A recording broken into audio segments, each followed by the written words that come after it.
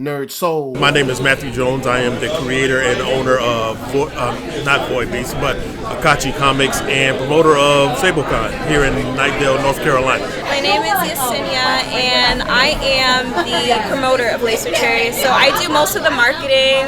My favorite video platform to post on is TikTok. That's our most popular platform. And basically we sell makeup and we have different genres. We have the futuristic, we have the fairy core, and the urban anime, yes. My name is Charmaine and I handmade jewelry. Yeah, I said that right. Okay, my business is called Car Imperial Design. Hi, my name is Silverheart Cosplay and I am a professional cosplayer for my fun times, and then for my real time, I'm a therapist. Oh, okay, we're doing that. It's the Rise of J. Jones, aka J. Jones LaFleur, El Presidente, Lord Sensei.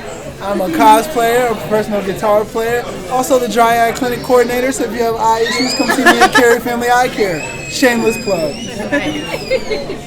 Hi, my name is Ebony. My cosplay name is Ebony Pearls Cosplay.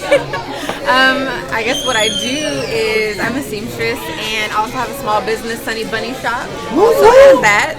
Also shameless plug. Hi, my name is Charlie Rocket. I am a cosplayer and I am a photographer, mom, all kinds of things under this hat. But I also have a podcast with the Rise of J. Jones called The Dirty Closet Pals, where we talk about blurred relationships and things like that. But yeah, check us out. My name is Wolly McNair. I'm an illustrator out of Charlotte, North Carolina. My name is Darryl Murphy. I'm an illustrator, so I draw comics for a living. My name is Elijah Miller. I'm from Greensboro, North Carolina, born and raised, and I'm an illustrator, artist, and I design characters as well. All right, we're Intense JET Studios. We do comic books. Right now we have all our individual characters and comics right now. My name is Travis Smith, by the way, and I'm Elijah Simon. I'm Jerome Smith, creator of Electric Tiger, 2-part origin series. And it's superhero based, and it's dope. I'm Coach. I'm the founder and writer and creator for the Central Comics universe. Today we're out here promoting, selling convention exclusive books, just to get kind of the fans known to who we are and spread the word a little bit. My style is more of it's like a mixture of like Japanese and American, so I kind of like to throw like a manga type look into my style and have it very detailed, but also keep it the American standard way so that it can be easy for readers to understand and to also relate to it. We talked about how to get a cosplay waifu. We're trying to link people together. How can you get a cosplay girlfriend the right way and the wrong ways? We cover the do's and don'ts. Like what you think might be the right way. Yeah, check it out. Come check us out. Dirty Closet Pals. We'll make sure we get you linked up. Right. I would have to say this guy right here, Shadow Wolf. And the reason why is because when we found out we knew how to draw when we was kids. This is the first ever character I ever created. So I was about 11 years old, and his name was Wolfie, but I changed it to Shadow Wolf. And the older you get, the better you draw and the better change. So he's my first ever character, so he's always gonna be my favorite. Yeah, and I got the same answer. My character, the Murder Fox. I've been drawing him for 20 years now, so there's a lot of long history there. Can't replace that. Yeah. Yep, and same for me, Electric Tiger, which is why he's here on the table now. I've been drawing him since I was 12 years old. He started off as Tiger Fang first. It was more Japanese based, but as I got older, development changes, and now he looks the way he looks now. Looks more like me. And so I have to say Electric Tiger. Well, I've been into makeup since I was young, and me and my family, we've always been into anime and the nerd culture and the futuristic culture, so we wanted to combine that together, and we came up with Lace with Cherry. I'm kind of stuck because I'm having a lot of enjoyment right now with the stuff I'm doing, but I'll say right now, is going to be a character I created this year, and his name is Jabbar. So the story is called Minimum Wage, and essentially it's about this dinosaur who is a Allosaurus, and he's working a lot of bad 9-to-5 type jobs while trying to be a creative because of the powers that be. You know, as a human, I have to play the role and kind of pick my spots, but him as a dinosaur, as you can see from the cover, you know, if he gets provoked to a certain extent, he can handle things in a way that most of us couldn't and get away with it. So that's pretty much the idea behind Minimum Wage. My favorite piece to wear is, let me see, my Tiger Eye. I love Tiger Eye, like this piece right here. Another book coming out called Darryl Kills the Marvel Universe, and also one of the Ninja Turtles artists, and I had a piece come out in the book called Teenage Mutant Ninja Turtles 100 Project Book in 2017. So that pretty much sums it up. These characters I've been working on for since about 2015, and these guys with the zipper faces, they're called mops. And what mops do is they use creative energy to manifest the things they want into reality. And I created these characters as a metaphor for how artists interpret the things that inspire them and their experiences into creating art. And the art, which takes a physical form and occupies space in the real world after being channeled through the experiences we have. So the next book that I'm working on right now is definitely going to involve them.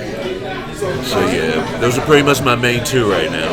Just very heavily culturally influenced, from anime to graffiti.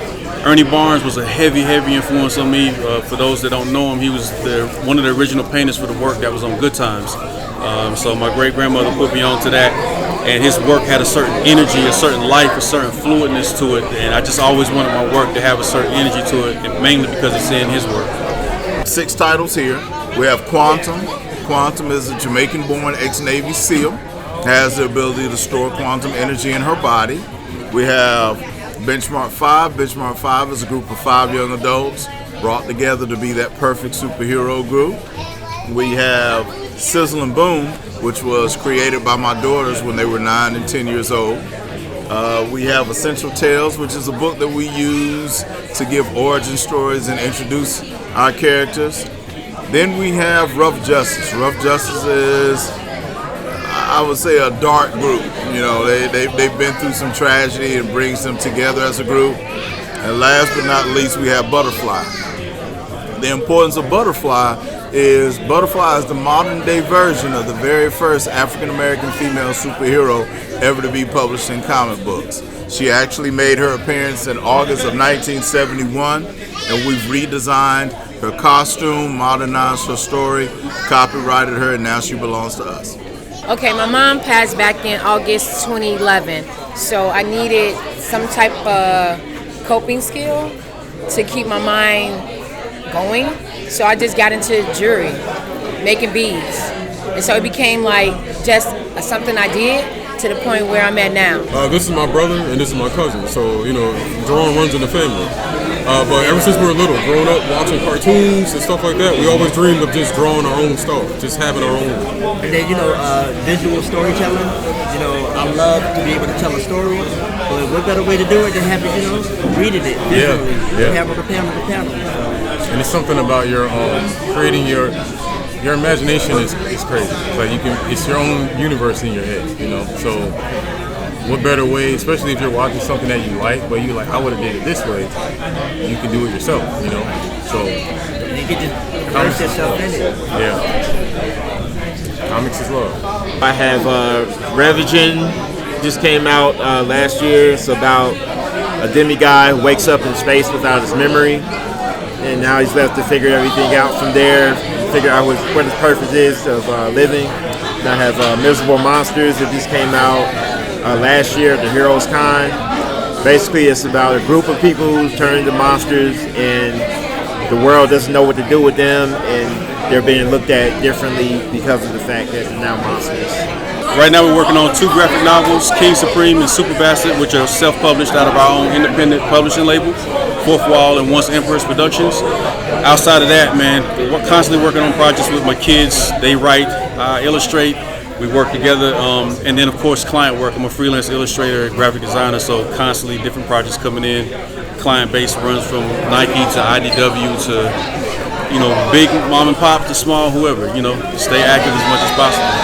I'm actually the creative director. My name is Yolanda. So basically I handle the business aspect of the brand. So I choose the genres, I work with the artists, and basically handle our manufacturing.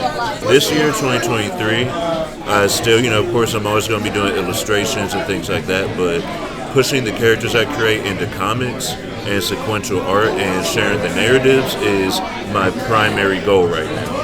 We have a bunch of different ones within the worlds that we're building. Some of them are standalone characters, some of them are connected. King Supreme is one of the, I guess you would say, flagship characters.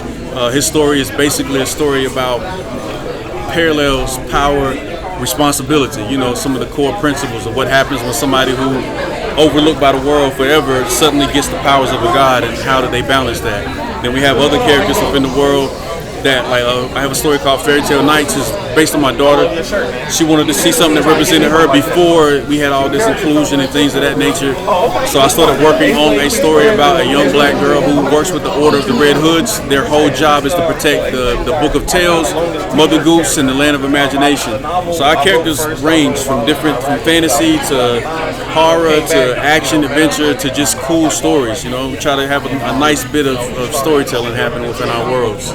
I guess for me, like, it was like just the excitement of knowing that other people are going to be able to actually enjoy a story in the world that I built. Because growing up, we always drew together, no one saw it. We always kind of kept it to ourselves, but being able to actually get that out, I don't know, it was like a whole different level of excitement. It was like stepping out into like this whole new like field, like this whole new world. Like, I would say the challenge, like I like the challenge, you know, like it's something that I never did before. Like I made plenty of comics, but you know, you keep them on yourself, or you make a web comic, but actually getting it printed and being like really made, and then taking it out to the world and trying to do something with it, man, the challenge, it's real. I love it. Yeah, it's the energy for me. I don't know. It's the feel. Like I like how people come and give us feedback on our stuff. So like they'll actually like it, and it's our creation, so it feels really good. So that always inspires me to keep going. Oh, my inspiration, to be honest, was Keith and Jones down and doing Black Comics Day in San Diego. I went to his events a few times, and I've always loved what he's done, and I've watched him grow, and he was the biggest inspiration. The second one I would say is DreamCon. That would be the second one. And then as far as personal, it's just me going to a bunch of different events and noticing that I did not get treated the same except for at certain events. And so that was the thing where I wanted everybody to feel that same way.